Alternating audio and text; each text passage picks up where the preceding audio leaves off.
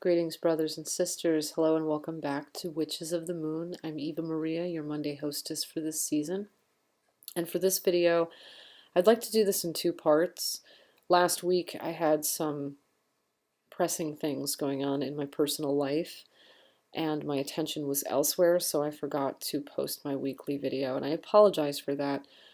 But in the first part of this video, I'd like to chime in on last week's topic, and then in the second part of this video I'd like to talk about and introduce this week's topic. So last week for season 6, week 15, it was choose your own topic week.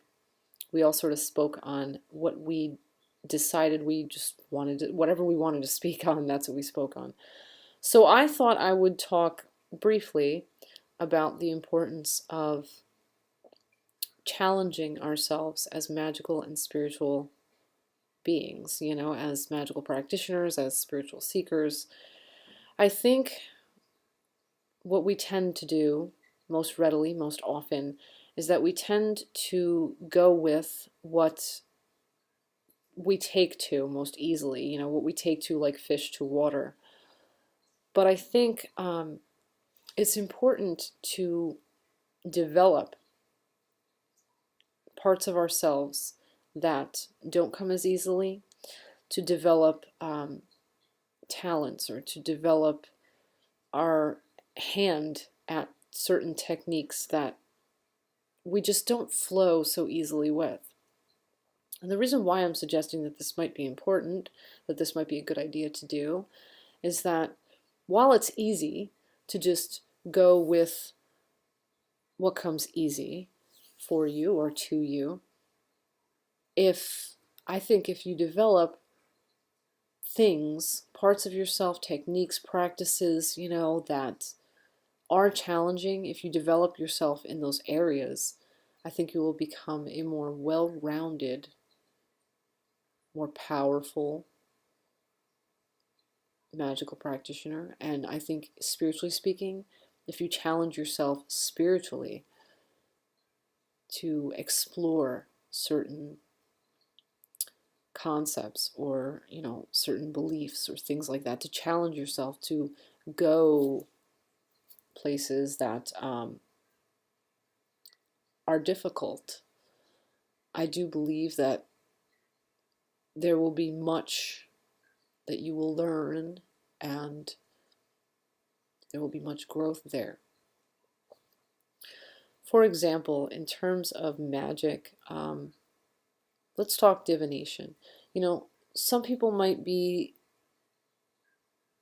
inclined toward a certain technique, while another technique really just doesn't come very easily to them, to certain people. Let's say you're a natural scryer, but reading geomantic figures isn't your thing. It just doesn't seem to work for you. I would suggest, for example, practicing reading geomantic figures in such a case, challenging yourself to get good at that thing that you're just not good at, and it will open up your magical, divinatory actually, arsenal in this case. But, magically speaking, there are certain techniques or practices or paths, things that, whatever it may be, areas that, again, may not come easy to you or may seem difficult to you. But I do think that if we, in general, if we really challenge ourselves to develop our ability in those arenas, we will have not just what comes easy to us, not just that limited arsenal of techniques and abilities, but then we will open up a wider array of techniques and abilities. I hope that makes sense. So, there's not really much more I could say, I guess, in detail on this, but what I'm trying to say is I think it's a great idea to challenge yourself if something doesn't come easily. I try to do this myself. There are certain things that come easily to me, and certain things that don't. Certain things I understand very readily, and certain things I don't. But I have found that a lot of strength, a lot of wisdom can come out of challenging the self, can come out of, pursuing what doesn't come easily. It's the work, really. It's the work in working magic. So that's what I have to say in regard to the topic I'd like to choose. If you have any questions in regard to this, feel free to ask them in the comments below. As for this week, Season 6, Week 16, the topic is healing magic, and there are so many different ways that you could approach healing magic, so many different techniques, so many different spells. I mean, God, there must be as many healing spells as there are probably grains of sand in a desert. So many different ways to go about healing work. But I do have a few suggestions that I personally believe and abide by. You may or may not agree with me, but I do suggest these because I find these to be helpful in the healing works that I do, and I do suggest that you at least consider these. So the first thing that I'd like to touch upon is the importance of not feeding fear. One thing that I notice a lot of times when someone announces that they are sick, especially with more grave ailments, is that a lot of times people will become afraid and their thoughts will just sort of go to a dark place, whether intentionally or unintentionally. I do feel that fear can potentially feed manifestations that we do not want. We become so afraid of a particular thing that inadvertently our fear feeds that thing that we are fearing. One thing I say to people in cases where they find they're beginning to worry is don't worry until you're given a solid reason to worry. And even then, there is always hope, there is always something that can be done, there is always an approach. There is always a decision or decisions to be made.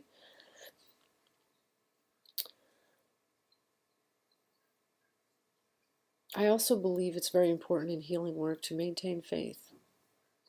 Because if a practitioner doesn't have, or even if a person on the receiving end of healing work does not have faith,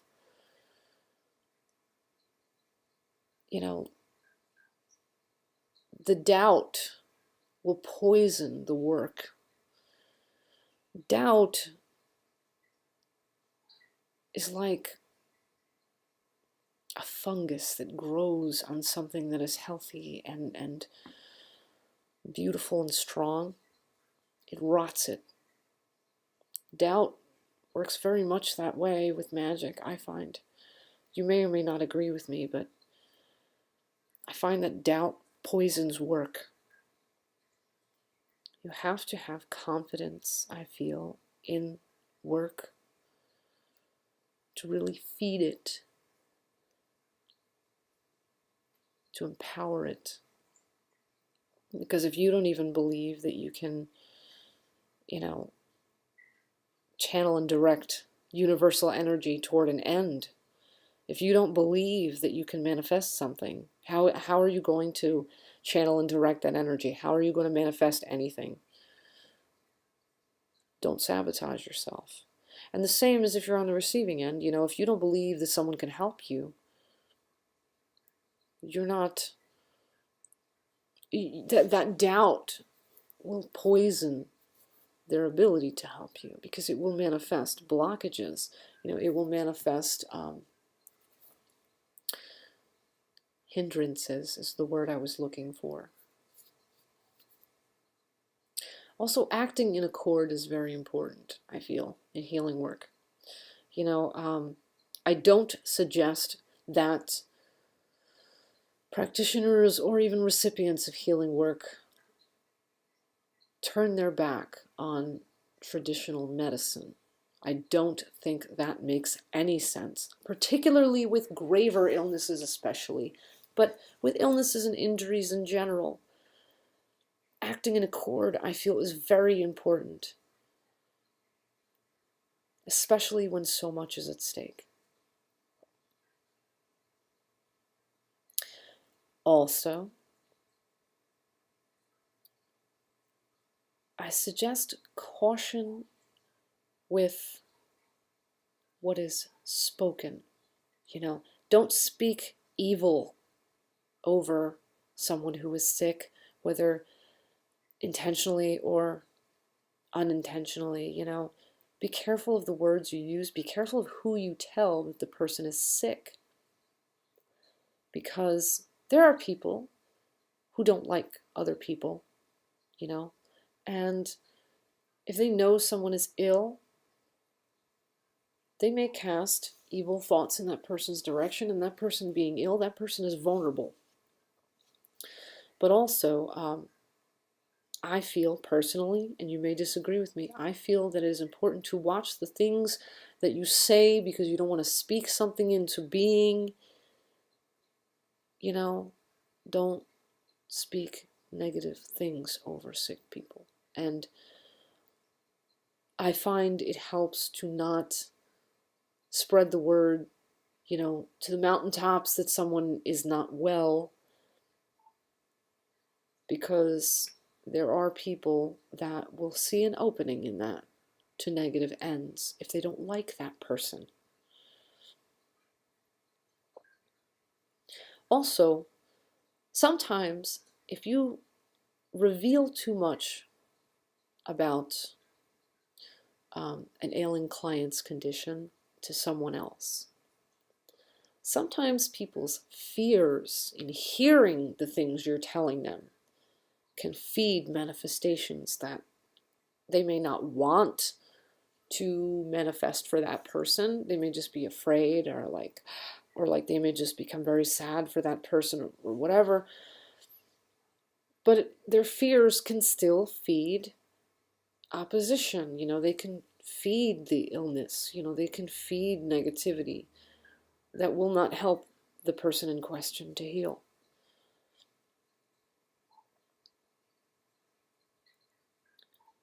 And I will suggest as well, even if you keep quiet about a person's illness, even if you guard how much you reveal about someone's illness to people in general, it might be a good idea to utilize anti-evil eye, beads or things relating to, thwarting the evil eye, so Nazars, those anti-evil eye beads, or any sort of workings or things that you can use as wards for the evil eye could always help. Furthermore, I believe in the power of prayer. I have found so much success in utilizing prayers in my work. And it doesn't matter so much the exact deity you're turning to, I think, as long as they are a deity that you have a connection to, and as long as when you are praying your prayer, you feel it on a very deep level and you mean what you say.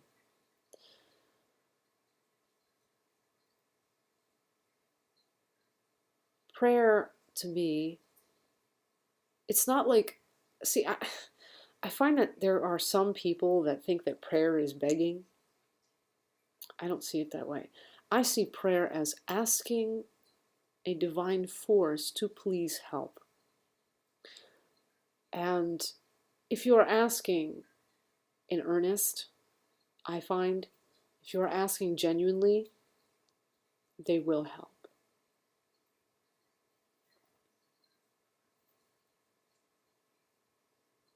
If you're doing candle work for someone who is ill, also, I don't know if all of you are aware of this, but sometimes, now assuming you're working glass encased candles, that's what I'm talking about here. If you're working glass encased candles, sometimes once the candle has burned, you'll notice that the top of the candle is very dark, or somewhat cloudy. If you get a result like that in healing work, I suggest that you continue with further candles following up until you finally get one that burns clear. The reason for this is that cloudiness, that tends to signify like, the work needs to continue. There's stuff that wasn't cleared out or resolved. There's some opposition, some resistance. It's not quite, the work isn't quite where it needs to be. There needs to be further work. If it's black and really sooty, like super dark at the top of the candle, that's, I would say that's an indication that the person who's afflicted needs cleansing, probably some protection, as well as a continuation of the work.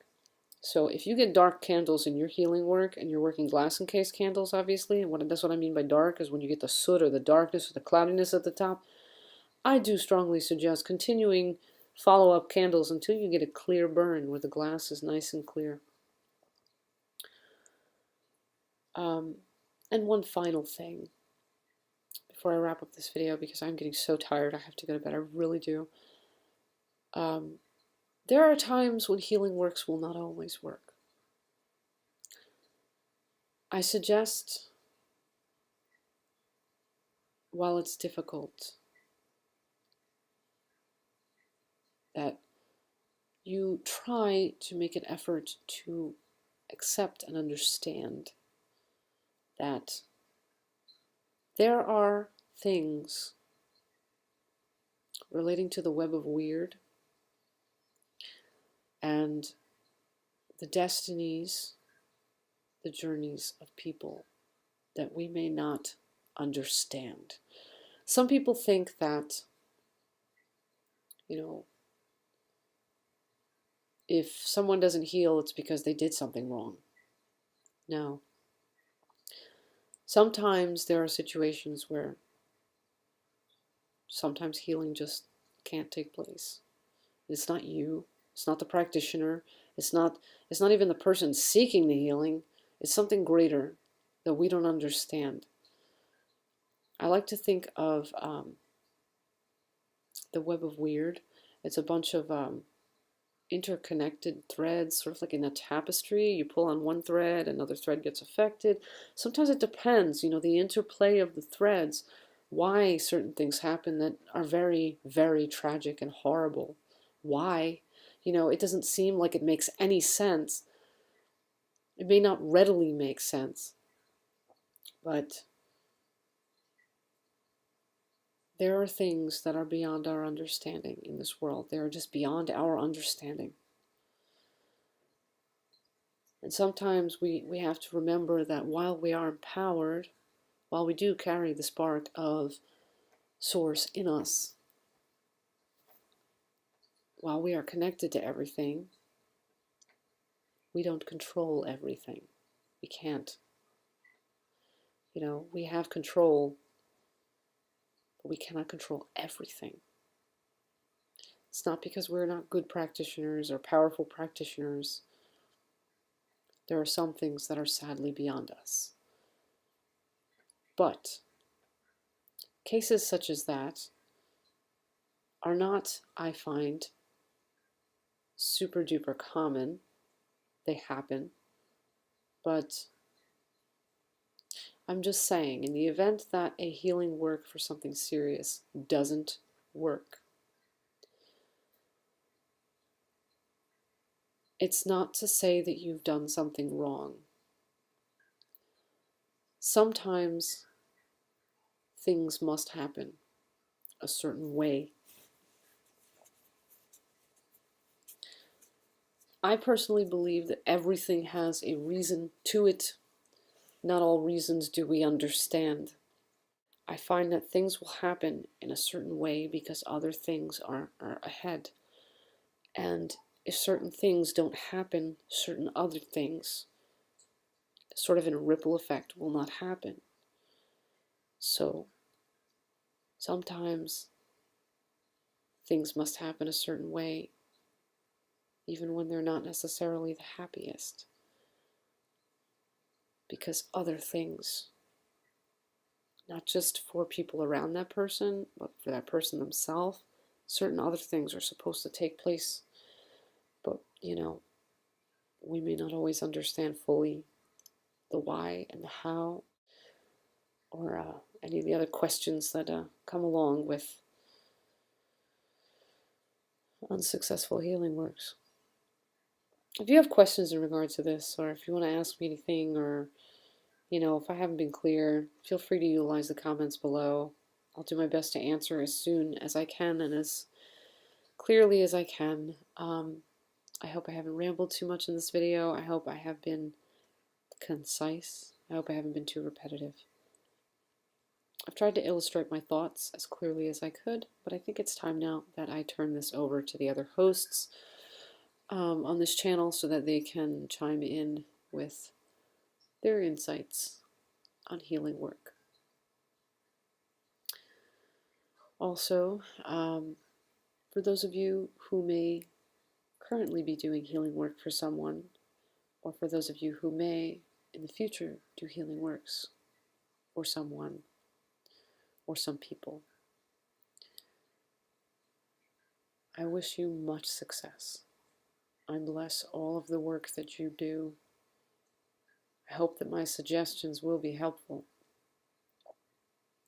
You will learn things as you go, as you grow as a practitioner. But I just hope that in sharing these things, maybe I can help you in some way, shape, or form to grow a little bit more as you continue on your natural evolution of growth. So anyway, with that said, I'm going to wish you all blessed be and ashe. I really need to be getting to bed. I hope you've enjoyed this video. I hope you found it helpful. And until next week, until our next exchange, you all stay awesome. Watch everybody else's videos. Bye-bye for now.